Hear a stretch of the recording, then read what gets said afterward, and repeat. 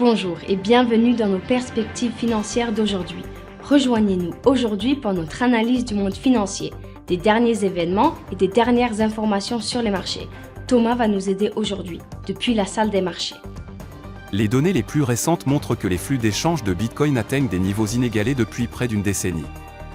Les chiffres de la plateforme d'analyse de la chaîne CryptoCan montrent que les entrées quotidiennes de BTC ont diminué de manière significative. Les investisseurs se sont interrogés sur la probabilité et le calendrier des baisses de taux de la Réserve fédérale cette année, tandis qu'un yen plus faible compensé par un euro plus fort a poussé le dollar en territoire positif. Le S&P 500 et le Dow Jones Industrial Average se sont accrochés à leurs gains pour clôturer en hausse, prolongeant ainsi leur récente série de gains alimentés par les attentes renouvelées d'une réduction des taux d'intérêt par la Réserve fédérale cette année. Les actions Microsoft ont baissé de 1,0% lors de la dernière session. L'indicateur stochastique donne un signal baissier, ce qui correspond à notre analyse technique globale. La paire euro-dollar a connu une légère baisse de 0,1% lors de la dernière session. L'indicateur ROC indique un mouvement haussier. La livre sterling a baissé de 0,4% par rapport au dollar lors de la dernière session d'échange.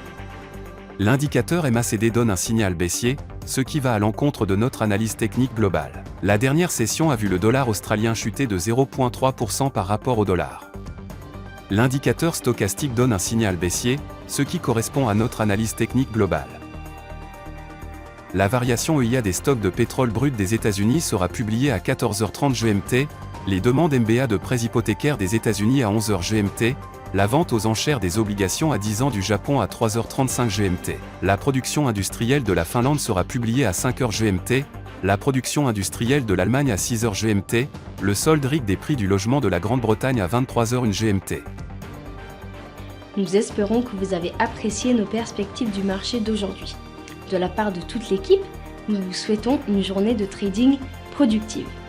N'oubliez pas de nous rejoindre la prochaine fois pour toutes nos analyses des derniers événements et nouvelles sur les marchés financiers.